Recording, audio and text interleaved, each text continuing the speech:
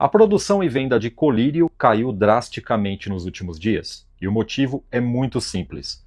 O São Paulo está de férias, não joga mais essa temporada, e os olhos do povo parou de arder. E mesmo assim o Hernan Crespo foi colocado contra a parede. É isso aí, você não entendeu errado. Tem gente prometendo o Mister Crespo. Eu vou te mostrar o que essa criatura aqui falou, vou refutar porque eu achei um absurdo, e vou traçar um paralelo com o que aconteceu com o treinador Abel Ferreira. Você tá sabendo?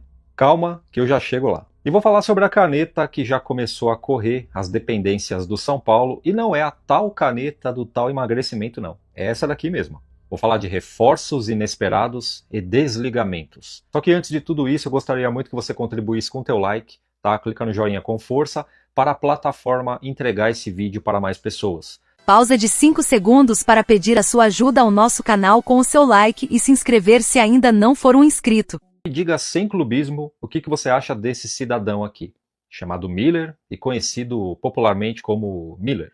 O Miller não é uma ostra, tampouco mexilhão, mas é dono de várias pérolas desde o tempo de jogador. Já como comentarista e analista futebolístico, eu concordo com bastante coisa que ele fala. Mas quando o Miller entra no tal do personagem, aí fica difícil segurar.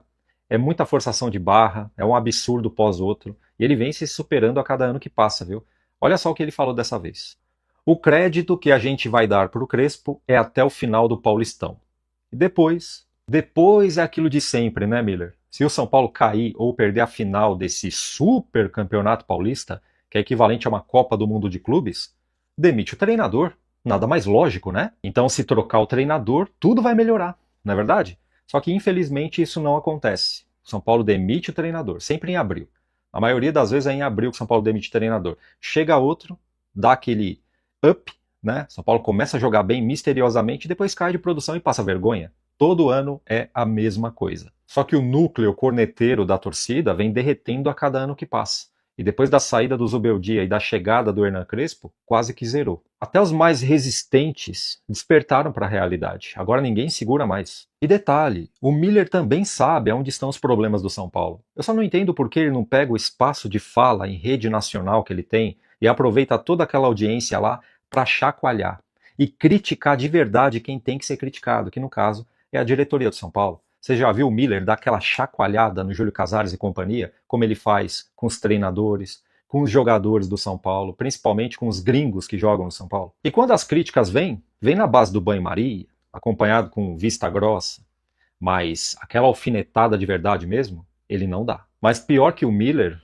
é o senhor Muricy Ramalho, que é um dos gigantes na história do São Paulo, tanto quanto o Miller, é ídolo também. Só que esse ídolo, chamado Muricy Ramalho, está lá dentro, vendo tudo acontecer de perto, e não aparece para soltar nada para nós. Mas é provável que o Muricy tenha medo de soltar os cachorros e ser demitido que nem o Luiz Gustavo, que não permaneceu. O contrato dele termina agora, no final do ano, só que tudo indicava que ele ia renovar, São Paulo queria, e ele topou baixar o salário para continuar no clube. E depois daquela explanação que ele deu em rede nacional, a diretoria meteu o pé no rabo dele. Assim como pode acontecer com o Hernan Crespo, caso o São Paulo seja eliminado do Paulistão e a torcida dê aquela inflamada costumeira. É um prato cheio para a diretoria. Você vai participar disso daí? Eu não vou. Sabe por quê? Porque eu não jogo o jogo deles. E tudo que o Luiz Gustavo falou deu uma repercussão enorme. Só que o que o Luiz Gustavo fez, naquele caso isolado, o Hernan Crespo está fazendo desde quando voltou para o São Paulo. E todos esses movimentos, ou a maioria deles que estão acontecendo agora, no final da temporada, tem o dedo do Crespo. Não vou dizer que tem o dedo dele na demissão do massagista, do chefe da segurança, mas na parte da limpeza do clube e também das contratações, o Crespo está lá participando ativamente do planejamento para a próxima temporada. Assim como o Abel Ferreira faz no Palmeiras. Ele participa do planejamento das próximas temporadas desde quando ele chegou. Só que sabe qual é a diferença?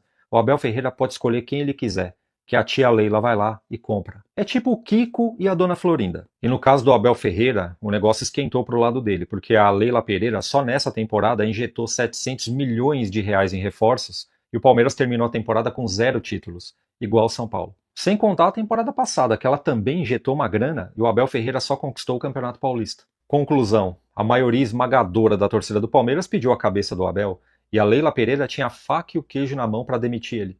E ela não demitiu. E além disso, ela foi lá e renovou o contrato dele até 2027. E além de manter o treinador no cargo, apostando no trabalho dele e reforçar o plantel, a Leila Pereira paga os funcionários direito. Ela não atrasa com ninguém. Tudo isso bancado através de um faturamento bilionário que tem anualmente, tá? E do outro lado do muro, no caso São Paulo, está tudo esfarelando. O São Paulo está derretendo. E só vai mudar através de um investidor bilionário, uma pessoa de responsabilidade. Sendo SAF ou não, tem que chegar alguém com cabeça para pilotar esse Boeing chamado São Paulo Futebol Clube. Eu falei sobre isso no vídeo anterior, tá? No final desse aqui eu vou deixar aqui do lado, no quadradinho. Depois clique e vai dar uma olhada lá. Tem coisa boa aí, hein? E falando em coisa boa, já começou a limpeza no São Paulo. É claro que com a participação do próprio Hernan Crespo, que eu estava falando agora há pouco, né? O Jandrei pediu para sair do São Paulo. O Jandrei não quis voltar e o São Paulo liberou. O Rigoni foi embora também. Podemos cravar então, Alex? O Oscar vai pendurar as chuteiras na virada agora do ano? Podemos cravar sim, Ale. O Oscar comunicou algumas pessoas próximas, primeiramente, depois comunicou já ao São Paulo, que a intenção dele é realmente de aposentadoria. Aí agora ele vai entrar em um acordo com o São Paulo, até do que eu tenho de informação, ele sabe, né? Ele vai abrir mão do que ele teria que receber até o término do contrato, mas o São Paulo também deve ali direitos de imagem, então até que ponto ele vai abrir mão disso também, tudo, mas isso aí será negociado. Mas o São Paulo inclusive, já faz o planejamento da próxima temporada sem contar com o atleta, já está fora dos planos. O Oscar até, Ali, quando estava nos Estados Unidos, né? Eu comentei aqui depois ali do último treino aberto, que eu senti um clima de despedida ali do Oscar, sabe? Ele não precisava, mas ele foi pro vestiário, botou o uniforme de treino, ficou passeando ali pelos campos do CT, então já parecia realmente um clima de despedida. Então, realmente, o Oscar vai se aposentar ali e vai pendurar as chuteiras definitivamente, vai aproveitar a família, a esposa está grávida, e a família também já tinha consenso entre eles que eles não queriam que o Oscar continuasse na carreira. Pois é, né? E aí digamos, claro, né? A gente teve até uma situação, vamos falar, mais ou menos parecida, né? Não sei se você vai se lembrar, Xará, mas com o Kun Agüero, né? O Kun Agüero foi contratado pelo Barcelona, né? Depois de anos ali jogando na Inglaterra, né? Foi contratado pelo Barcelona para jogar, para fazer ser um dos líderes da equipe, né? Um time que estava se reconstruindo, o Barcelona em crise também, crise financeira. E aí ele descobre um problema cardíaco, e aí tem que pendurar chuteiras de forma repentina. Então, esse tipo de coisa acaba sendo do imponderável do futebol, mas o fato é que desde o início, né, já era uma aposta que se tinha muitas dúvidas em relação à sua, digamos, o quanto que ela poderia render de frutos de fato para o São Paulo, né? Nós tivemos aí cerca de 21 jogos do Oscar, né, com a camisa do São Paulo, e se eu não estou enganado, 5 gols, é isso, Xará? Isso. E aí você vê, né, um jogador que custa o que custou aos cofres do São Paulo, né, talvez o jogador mais bem pago do elenco, uma transação ainda que teve que envolver um parceiro que pagava parte dos vencimentos, e mesmo assim era uma quantia que parecia ir além das capacidades atuais do São Paulo de pagar, e aí não dá o retorno técnico, né? Acho que todos saem frustrados, e o São Paulo, ou pelo menos essa gestão, né, seja o diretor que acabou de sair, né, o Carlos Belmonte, que falou que foi um dos nomes que mais defendeu e gritou pela contratação do Oscar, né, brigou ali, fez a coisa acontecer, quando ele mesmo falava que não iria jogar no Brasil, não iria jogar no São Paulo, e aí deu esse resultado negativo. Do ponto de vista, acho que de contratação, é muito, muito claro que foi um fracasso. Mas Na sua avaliação, Alex, você imputa esse fracasso ao próprio Oscar, ao São Paulo, que contratou um jogador que o São Paulo não soube usar essa peça que era uma peça, digamos, mais frágil, ou até mesmo a própria comissão técnica que não conseguiu encontrar a posição do Oscar no melhor, conseguiu tirar as duas comissões técnicas, né? Tanto a do Zubeldia e a do Crespo, não vou nem colocar na do Crespo, porque ele mal teve esse jogador à disposição, né? Ou pelo menos com saúde. A quem você atribui a maior responsabilidade desse fracasso? Cara, primeiro eu acho que ao acaso. A gente pode questionar isso, mas a gente teve pouco tempo o Oscar saudável, né? O Oscar teve inúmeros problemas e nessa temporada com 70 lesões também, fora essa última do José Martínez e fora também a síndrome do desmaio, como é conhecida, teve outras lesões dele também, né, que acabaram o tirando de algumas partidas. Então, assim, primeiro, departamento médico com mais de 70 lesões, a questão pode ter sido o acaso, porque eu acho que nas vezes em que o Oscar esteve em campo, ele jogou bem. Ele pode não ter sido brilhante em muitos jogos, mas dava para ver ali que uma sequência de jogos poderia fazer com que ele pudesse estar em alto nível.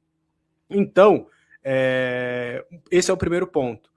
Só que eu, Alex, acredito desde lá do início que eu não teria contratado o Oscar, não por conta dele, mas pela idade do elenco. Se fosse uma situação diferente, onde o São Paulo tivesse, exemplo, só o Lucas Moura lá da frente, que é mais 30.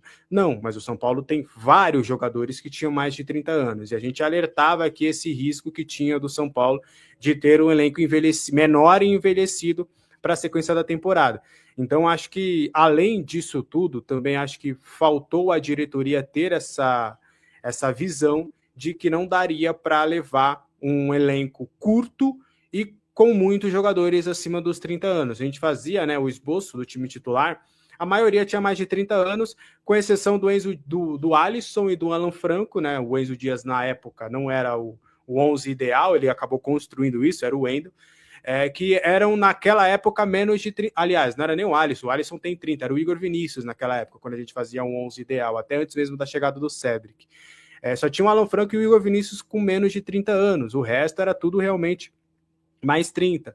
Então, acho que essa passagem do Oscar, acho que foi frustrante, principalmente para mim, até na última transmissão do 3Z, o Magnão aproveitou para mandar aquele eu avisei, né? Porque eu fui contra o Magnão ali, porque eu acreditava que o Oscar realmente poderia jogar, poderia realmente ser uma peça importante, mas infelizmente não acabou acontecendo.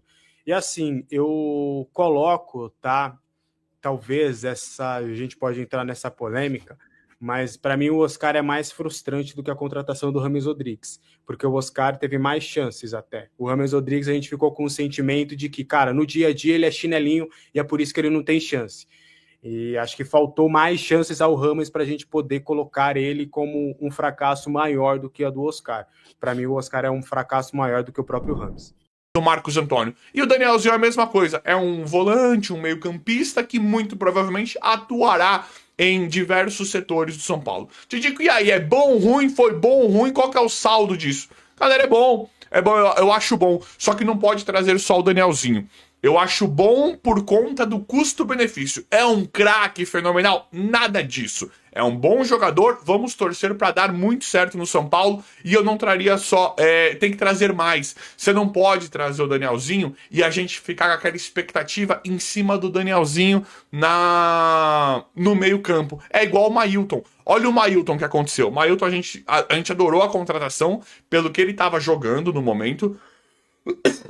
Perdão, gente. Pelo que ele estava jogando no momento e pelos valores do negócio, de ser interessante, né? Financeiramente falando. É um cara que Se der certo, foi muito bom, custo-benefício. Se der errado, não tem problema, porque não teve risco, porque o São Paulo não gastou quase nada, né, no Mailton. Mas o Mailton, ele não tá vingando. Hoje, a impressão que nós temos é que o Mailton, tudo pode mudar, né? Vamos torcer para que ele se estabeleça no São Paulo 2026. Mas hoje a impressão é que o Mailton vai pior do que melhor no São Paulo. Mas não tem muito problema por conta dos valores. Então tem que trazer vários. Tira esse Cedric, traz como trouxe o Mailton, traz mais lateral direito nesse perfil do Mailton. É igual o Danielzinho. Trouxe o Danielzinho, traga mais 2 ou 3 nesse mesmo perfil que você paga um salário baratinho e você não gasta absolutamente nada.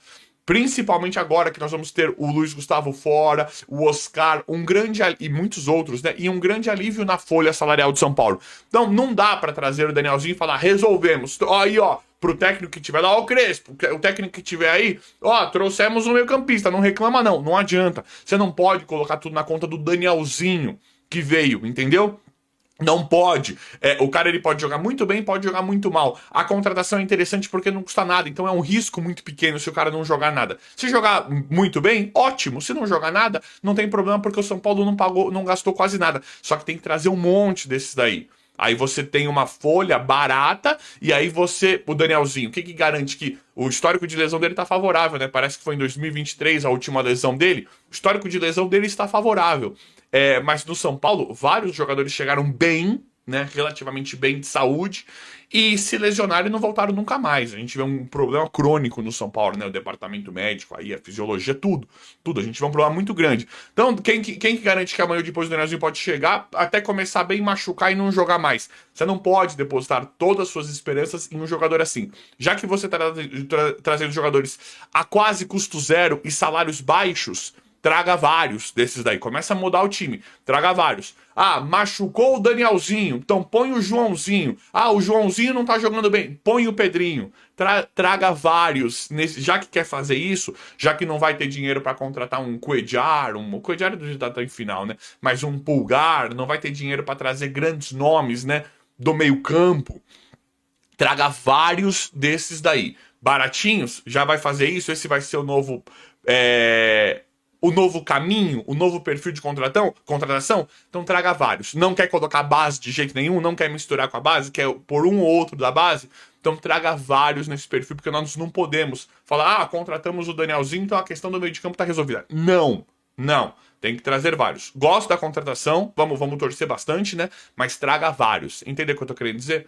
Galera, Pochettino ainda continua no radar, né? Uma negociação um pouco mais complicada, porque o Pochettino, ele é um cara mais visado, mais valorizado que o Danielzinho, por exemplo, independente, dá pra perceber uma diferença na posição. O Danielzinho um cara mais pra trás, né, no meio campo, e o Pochettino um meio atacante, um cara que avança bastante, né? Eu traria, aquilo que eu tô falando, faz um esforço pra trazer o Pochettino. Pochettino é um craque? Não é. É um bom jogador? É um bom jogador.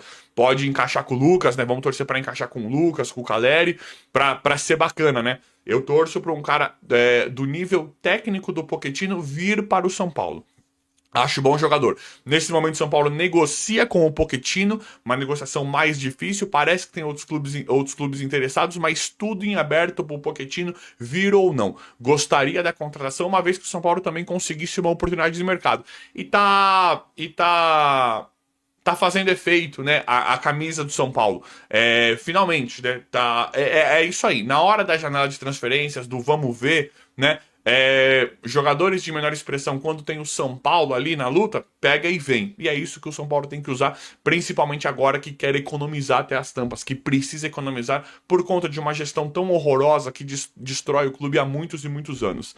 Galera, São Paulo faz golaço em relação ao Ferrarese, né? Ferrarese que está para sair do São Paulo. Vamos torcer para sair. Eu quero que ele seja negociado, tá, gente? Acho que o Ferrarese é um cara que não vai deixar saudade. Sei que tem muitos que gostam dele. Dependente, pode deixar nos comentários, mas o São Paulo faz um golaço em relação à negociação. Nesse momento, o São Paulo já recusou a primeira proposta do Botafogo. Botafogo queria um empréstimo. São Paulo falou, não vamos emprestar, queremos negociar, vamos fazer alguma coisa, mas se vocês quiserem, compra aqui. Compra ou envolva jogadores em uma possível troca. Tá certinho. Tem que engrossar o caldo, principalmente para todo mundo e principalmente Botafogo. São Paulo precisa se valorizar. E agora não é nem em relação ao Botafogo, é aquele histórico negativo que nós temos com o Botafogo, né?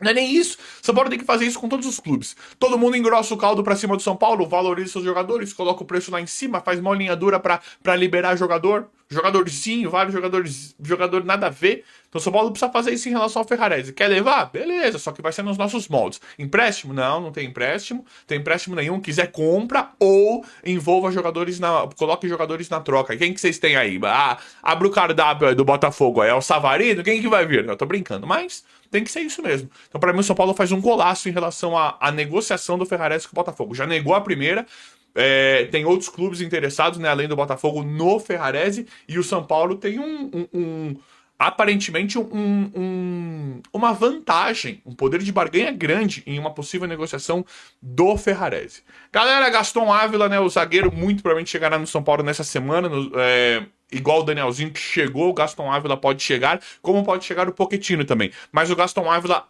muito provavelmente, pelo que eu estou vendo, será o segundo reforço do São Paulo para a temporada. Não entendo aquilo que eu já falei várias vezes para vocês. Não entendo por que toda essa vontade, né? Toda essa predisposição, toda essa disposição do São Paulo para contratar zagueiro. Para que isso? Pra que isso? São Paulo tá lá com o Arboleda, tá com o Ferrarese, tudo bem que o Ferrarese pode sair, mas já tem Arboleda, Alan Franco, Sabino e o Tolói. E tem o Negrutti, que jogou bem. Pra mim, não contrataria, mesmo com a saída do Ferrarese, eu não contrataria zagueiro. Mas no São Paulo precisa comprar zagueiro, né? Estavam loucos para comprar o Juan Tressol, de gastar de 24 a 26 milhões de reais. E esse Gaston Ávila aí vão trazer mesmo, vão comprar esse cara. Te digo como comprar, você não tá vendo que é empréstimo com opção de compra? Vão comprar esse cara, gente. Se não agora, no final, lá com a obrigação, né? Com a opção, obrigação de compra, vão comprar, vão pagar mais de 20 milhões no Gaston Ávila. Eu acho um absurdo. Pra que isso? Ele é um bom zagueiro, mas pra que isso? Pra que? Coloca o Negrutti, é zaga. O São Paulo não entra já, a gente tá aqui contratando, e aí o Crespo não chega e fala, é isso aí, é brigar pra não cair, não vai ganhar Libertadores, não vai ganhar nada. Não chega e fala isso, então põe o Negrutti. Vocês não vão falar isso aí, então põe o Negrutti. Ou se contratar o Gaston Ávila, o São Paulo vai aumentar a chance de chegar numa final ou ganhar uma Libertadores. Não vai, né? Então pra que isso? É um bom zagueiro, mas é tão diferente do Negrutti, do Sabino, do Alan Franco, do Arboleda? Pra mim não é. Mas esse, muito provavelmente, será o próximo reforço, né? São Paulo muito provavelmente contratará o Gaston Ávila, mas eu vou falar pra você assim que acontecer. Galera, Christian Medina também tem negociações bem aquecidas. Esse é um dos jogadores que tem uma grande possibilidade, uma grande probabilidade de chegar no São Paulo. E não é de hoje que o São Paulo já tem interesse pelo Christian Medina, né?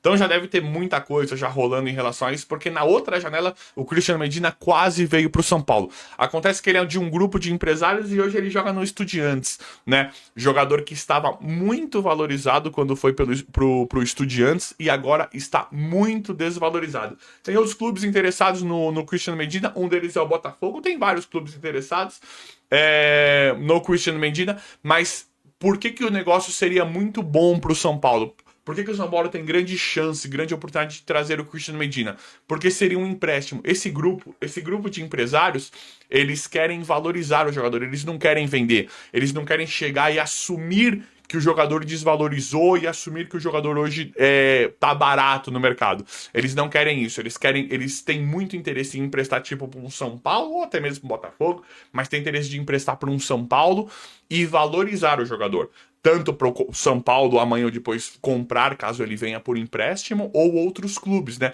Para colocar o cara na vitrina, para realmente valorizá-lo. Então, tem muitas conversas já do São Paulo com o Christian Medina, não é de hoje para ele vir. É um cara que eu gosto, é novinho, né? 23 anos, se eu não me engano. Ele é novo, jovem, aí é bacana.